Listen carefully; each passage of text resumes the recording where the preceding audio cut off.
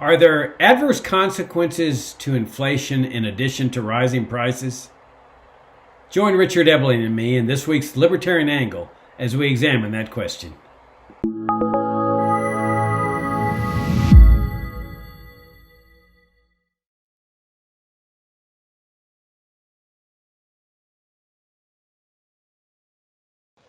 Hi, I'm Jacob Hornberger, president of the Future of Freedom Foundation, and this is this week's Libertarian Angle, the show, as y'all know, that brings you the principled and compromising case for the free society, the libertarian philosophy.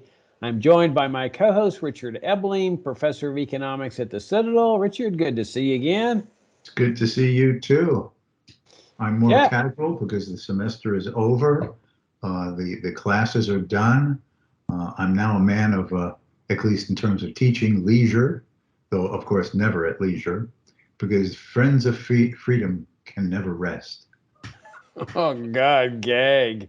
As far as I'm concerned, the kind of life professors live, you guys are on vacation 12 months out Give of the me a year. break. Give me a break.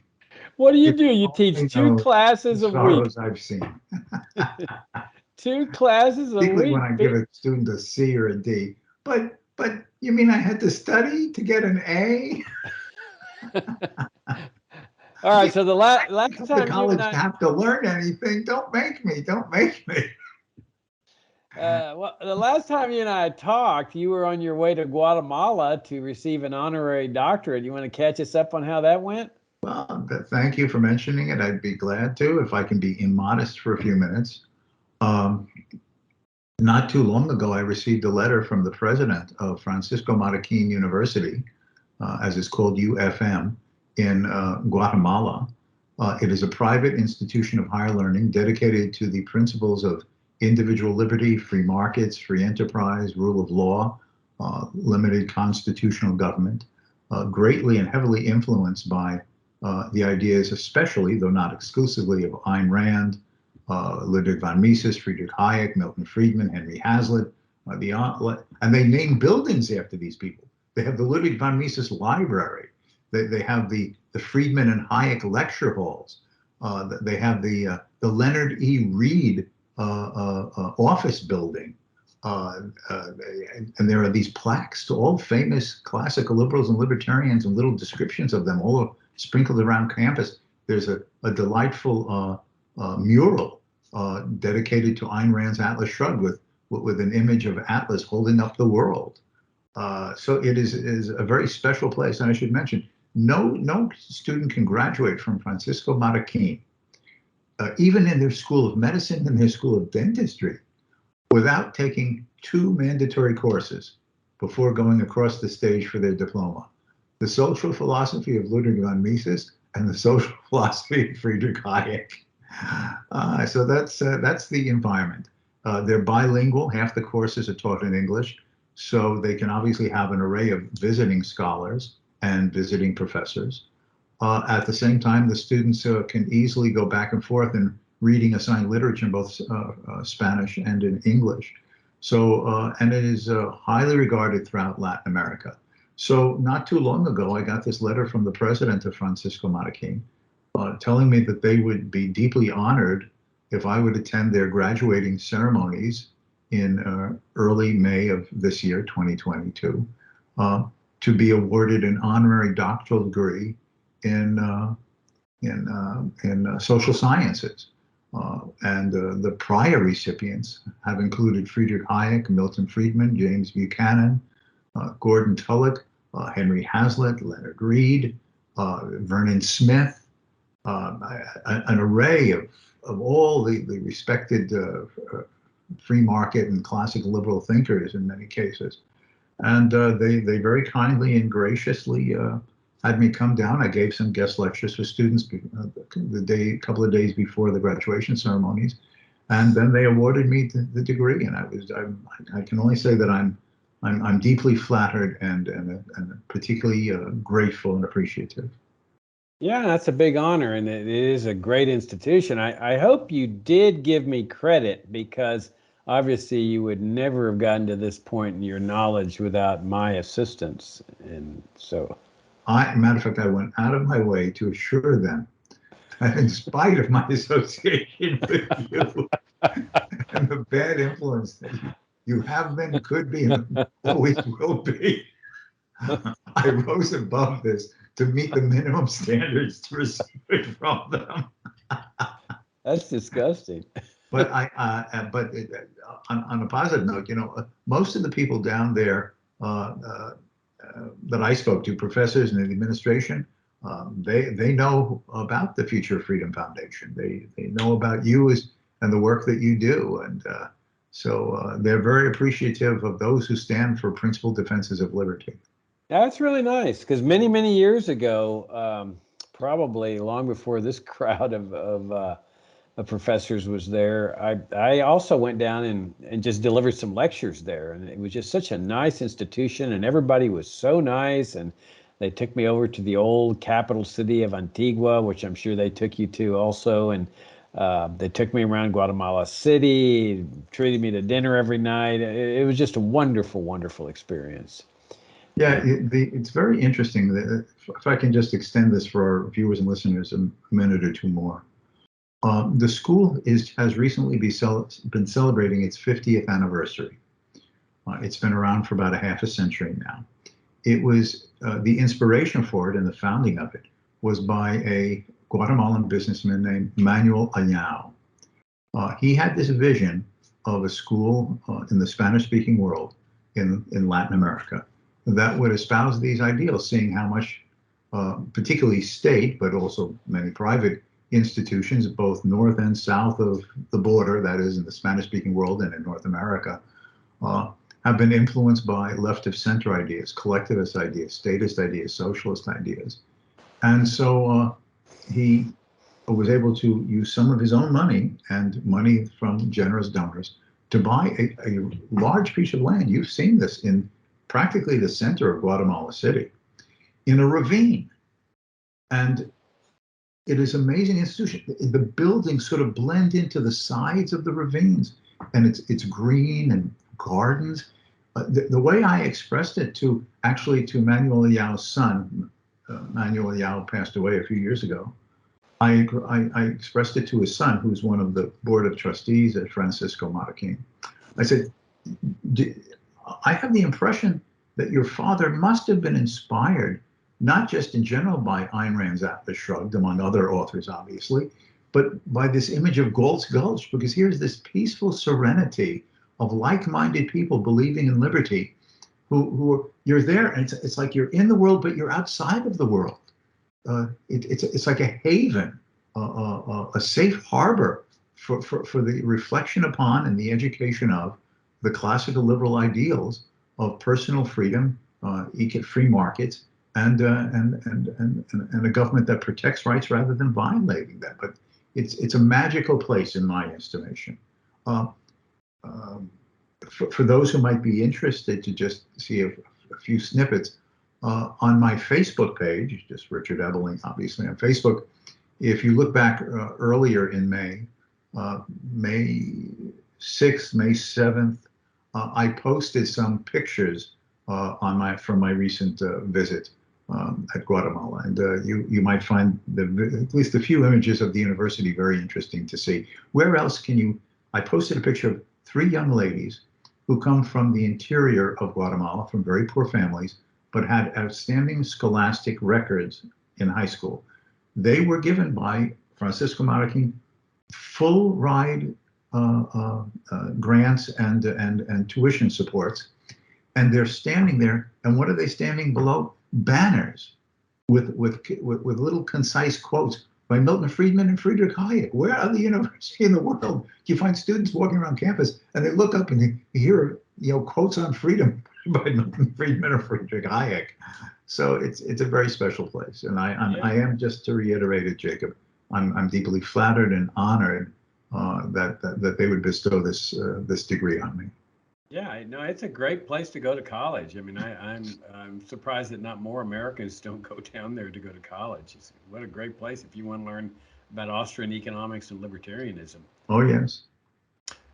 Okay, Richard, let's talk about inflation. I mean, it's in the news. Everybody's talking about it. We see what's going on at the gas pumps. I mean, it now costs me $80 to fill my Forerunner, which is just shocking.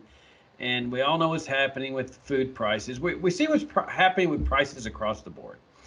And it's really funny to watch government officials from President Biden on down that they act like they're just shocked that this has happened. They see these prices rising. They call it inflation, and they look at it sort of like the coronavirus.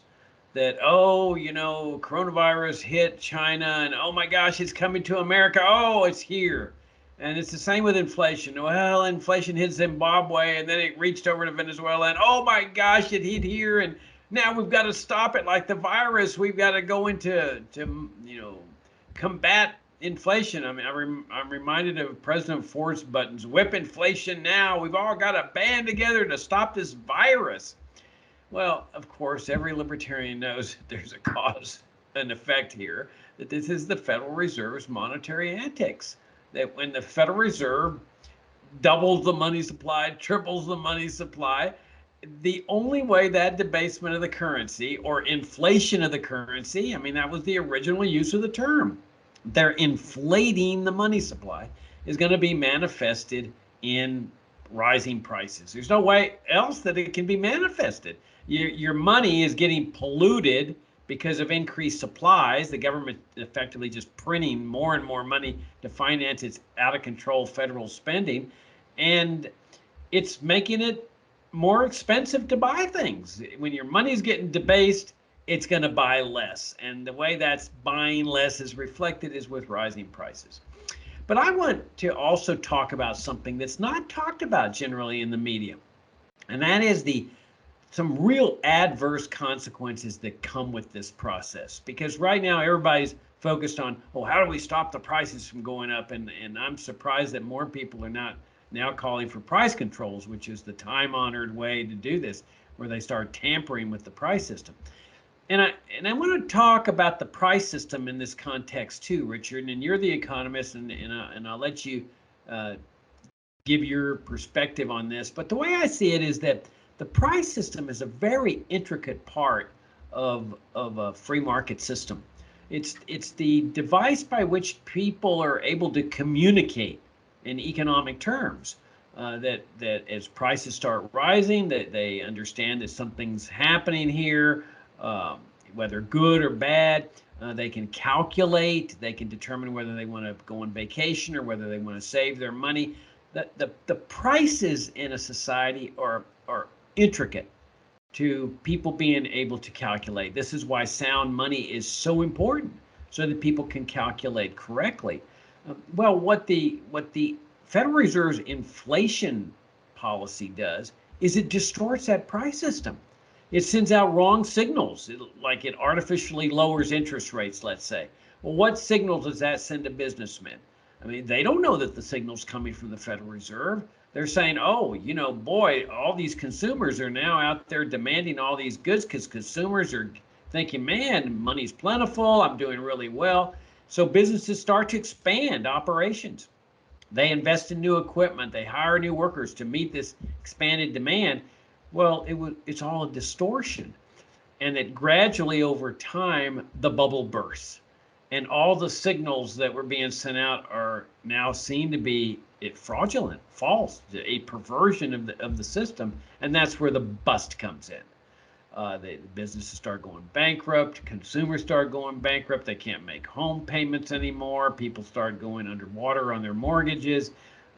So it's that side of the inflation aspect that people don't generally talk about. What it does to the price system, which is intricate to a free market system, the perversions, the distortions, and of course the booms and the busts. What do you think? Well, because this theme of money's distorting and perverse effects on prices and information, therefore, originated especially with an Austrian economist who viewers and listeners would be familiar with, Ludwig von Mises. He wrote about it in his first major book, Theory of Money and Credit, which appeared before the First World War in 1912. But he particularly emphasized it and began emphasizing it in a book that came out immediately after the First World War called Nation, State, and Economy. It was published in around the middle of 1919. Germany and Austria, as well as obviously other countries, but he was in his own native Austria. Germany and Austria had resorted, like the other nations, to printing huge sums of money. Prices were rising to finance their war expenditures. But he pointed out in a subsection of this book of how the inflation was doing more, along what you were saying, distorting the price signals in the sense that prices would rise for final output. So as the goods came on the market, businessmen were seeing that they could get final selling prices that consumers were paying significantly above their original or earlier costs of manufacturing, seeming to think that this is a very profitable endeavor. But because the prices were rising so raggedly and unevenly, and some first and some later, that businessmen would find that when they went back into the resource market to hire workers again, more raw materials, resources, capital, component parts, that the input prices had now risen so much relative to the revenues they had earned from selling their last round of output, that now they were not earning enough revenues, the false profits that seemed to be there, relative to their costs. So they, in fact, were suffering losses rather than profits, so much so that it resulted in what Mises called capital consumption. That is, they had not, in fact, earned enough, given the rising input prices, to maintain worn out capital. The capital was being consumed. So in fact, while all this is going on, it seems happy times, more money to spend, rising prices, a profit here, a gain there. The overall process was resulting in a collapse of productivity. As capital was consumed, there were not enough real resources relative to all these competing price changes to maintain the capital stock. So in the name of an apparent boom, the society is becoming more and more close to poverty. And that only ended when the Germans and the Austrians finally ended their great inflations in the early 1920s. But the other aspect that I want to sort of pick up on, you're saying people point to the prices of food, the prices of gasoline, and obviously those things are going up. But one has to ask the questions, why? And in the real world, something can be happening simultaneously for more than one reason. Let us suppose that the money supply was held constant. That is, the Federal Reserve, in charge of the money supply, just stopped printing money. So there was just the amount of money in the economy. Well, the fact is, there are growing food shortages of various types because of this war in Ukraine versus Russia. There are having these additional spillover effects, partly because of these sanctions that the West has chosen to impose upon Russia of less available fossil fuels, energies. So relative to all other things, food is, for certain parts of the world, increasing in scarcity. Oil, relative to the demand, is becoming more scarce. So if the money supply was, quote, frozen, unquote, if certain goods, because of the supply side problems, are becoming less available, their prices would rise, but relative to other prices. And people would then have to decide, well, am I willing to cut back on other purchases to keep trying to buy the same amount of food or energy sources, given their higher relative price now? But what could not happen is a general rise in prices.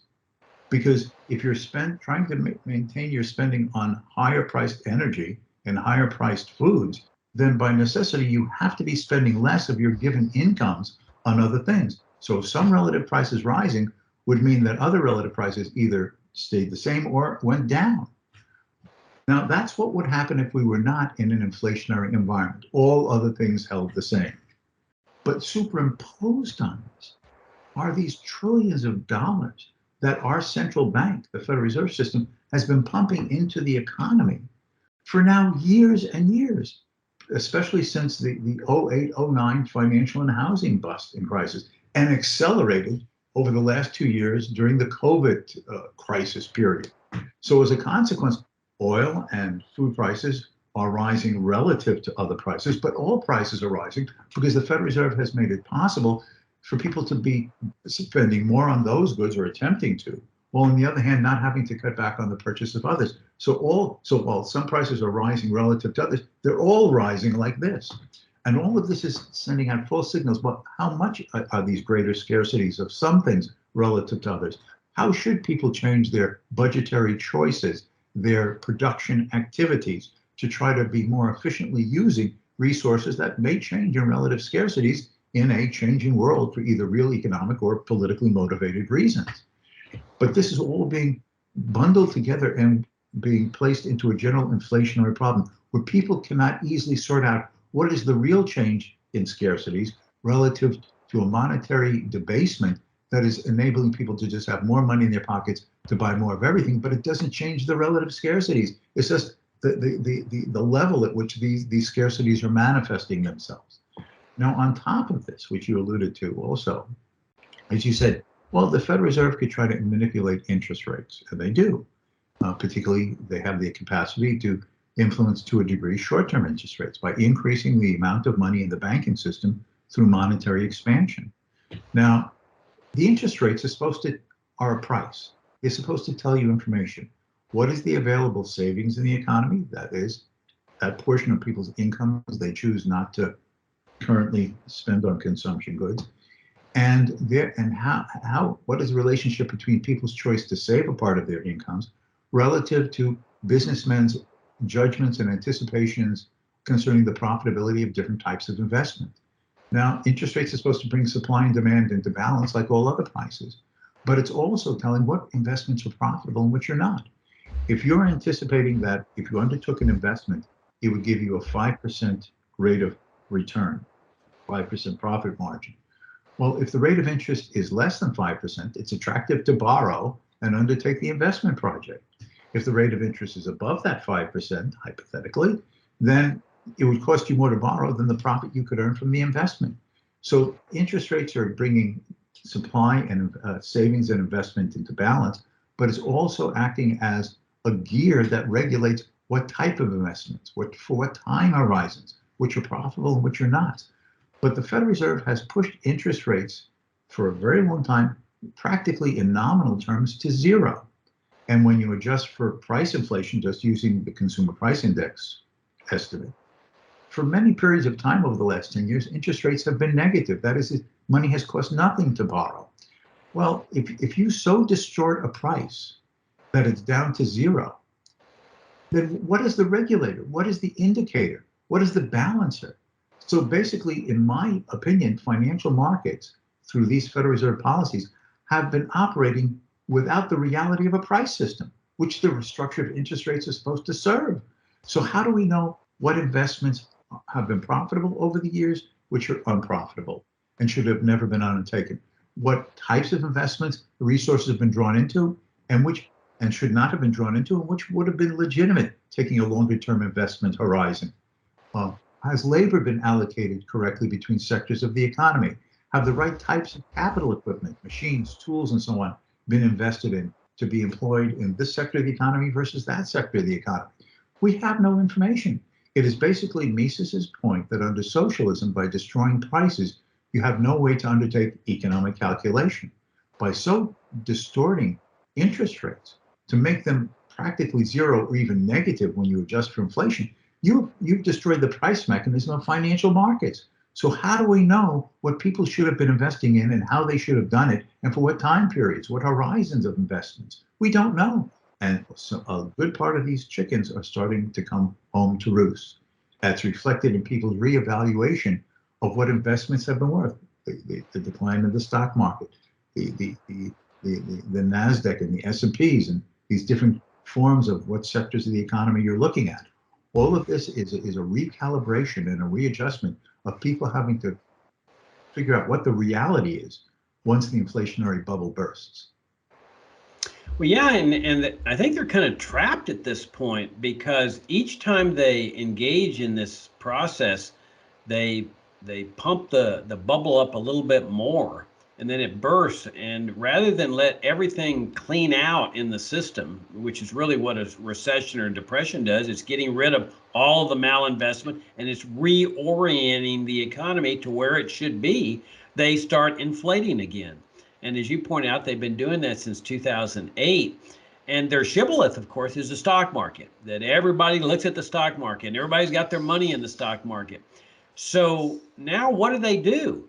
They are trying to constrain the money supply. That's what their interest rate rises are about. But all of a sudden, they notice the signal. The stock market starts to go down, and people get upset over that. They also see Donald Trump on the horizon. That if that stock market plummets, you know that Trump's going to be making hay if he runs again, and Biden's going to be in the tank with respect to public opinion. So that means they can't really do what they want to do. They can't constrain their inflation. They have to keep filling up that bubble at least until the next presidential election. They're trapped. I think it's also important to point out how our country was concerned about this at the very inception. They knew what governments do with inflation, with printing presses and debasement of the currency. That was why the Constitution set up a monetary system that was based totally on gold coins and silver coins, and even expressly prohibiting the states in the Constitution from making anything but gold coin and silver coin legal tender. Because governments can't print gold coins. They can't print silver coins like they can print irredeemable paper money. Now, there were banknotes circulating, there were Federal Reserve notes circulating, bills, bonds, and so forth. But everybody understood those were promises to pay money, not money itself. The money was the gold coins and the silver coins. It was the soundest monetary system in history. People could calculate easily with that kind of system. In fact, I was astounded to know that some corporations were issuing 100-year bonds, like the railroad corporations, and people were investing in these. They weren't worried about 100 years from now their bond would be valueless because of inflation, because it was all tied in with gold coins. It was payable in gold coins. People said, yeah, okay, I'll lend you money for 100 years. I'm not worried about it. Nobody would be an idiot. Everybody would be an idiot to do that today with irredeemable paper notes. So you had this really sound monetary system that, along with all the other positive side of the 19th century, no income tax, no welfare state, and so forth, gave rise to really what was the most prosperous nation in history, and by the way, also the most charitable nation in history. Now, I think that is not the ideal system. I think it's the second most ideal system. The ideal system is the one that Friedrich Hayek brought up when he talked about the denationalization of money. Is that, hey, instead of having these gold coins and silver coins minted by the federal government and making that the legal tender, let's let the free market ferret all this out. Just the free market produces the best of everything. Let the free market determine the medium of exchange that people decide to use, or a combination of medium of exchange. Gold coins, silver coins, American Express banknotes, Bitcoin, what have you. Let the market ferret that out, and then we have a sound system in which people are able to make accurate calculations, in which you have rising standards of living as a result. Let me sort of highlight another aspect. You're talking about some of the political aspects of it, what motivates them, fear of the next election cycles, and so on. The additional element of this is government spending related to this war in Ukraine. The fact is that just over the last couple of months, on his own through executive authority to spend congressionally approved slush funds, which are placed at the president's disposal, and now more congressionally voted for and approved tens of millions and cumulatively now hundreds of millions of dollars of money allocated to Ukraine. Where is this money coming from? Well, they talk marginally about, we'll tax the rich more.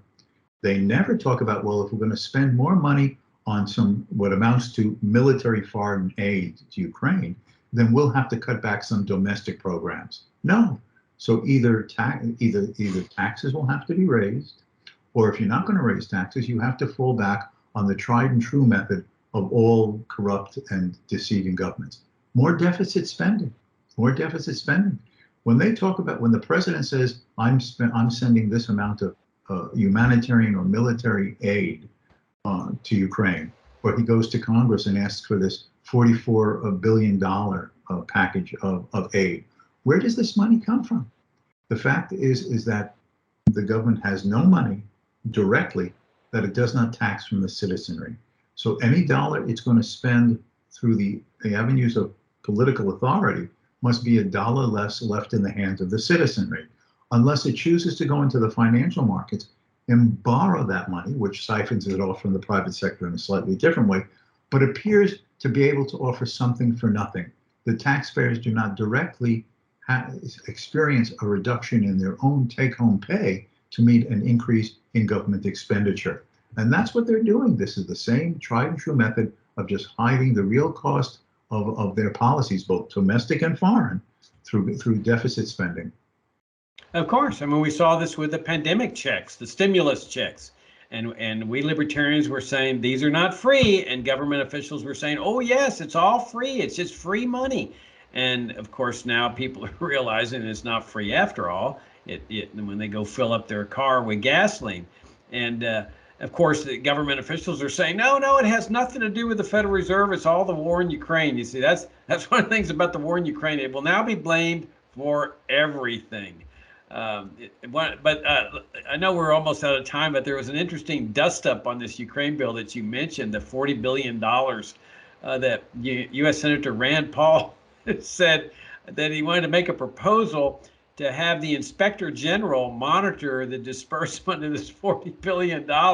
And man, everybody went ape. I mean, the Washington Post came out with this vitriolic America First type of thing, saying we're against isolationism. It was a rather innocuous result, Richard, suggestion on the part of Rand Paul. And the Wall Street Journal went ballistic too with an editorial. And I'm thinking, okay, why is everybody so upset that the Inspector General would monitor where this money is going to? Well, I don't think can be any other possibility than bribes. That this is the most, if it's not the most corrupt regime in the world, it certainly ranks in the top 5, Ukraine. But we all know that. And so in order to get them on board with the U.S. plans there with NATO and so forth, what better way to do that than to hand out cash, just like they did in Afghanistan when they were flying in those plane loads of money and handing it out to those warlords to buy their allegiance. So I have a distinct feeling that Rand Paul's suggestion that the Inspector General monitor this money is going to be soundly defeated. Well, apropos to this is that Ukraine has for several years now expressed a desire to join the European Union. It's a separate issue about the European Union, but the context of this is that the European Union has a set of obligatory standards that a country must meet to be fully eligible for acceptance into the European Union. It has to be, quote, democratic. It has to be respectful of an independent judiciary. It has to respect certain basic human rights, et cetera, et cetera. But one is that they have to have like this litmus test of non-corruption. That is, you have to be a more or less of a corruption-free country by the standards of, let's say, Britain or France or Germany. Okay, but you have to meet a corruption an anti-corruption standard. Well, one of the things, separate from all the political issues, one of the things that's held up Ukraine's request to be considered seriously to join the European Union is that they're considered one of the more corrupt Eastern European countries. I mean, that's what held up Romania and Bulgaria for so long from being accepted into the EU, because they carried over the corruption of the Soviet years into their post-Soviet regimes. And Ukraine has been no different. If this war had not occurred and the media decided to basically whitewash a lot of things, because now they're the country aggressed against, and everybody there is a hero fighting for their national independence, I can assure you, if this had not occurred, occasionally the Financial Times or the Wall Street Journal or some other publication would have done one of its regular articles about, well, one of our reporters did another expose on the degree of corruption in Ukraine, and this is what Rand Paul is getting at: the twistedness of the regime and the people's attempts to milk the state with other people's foreign money has not changed.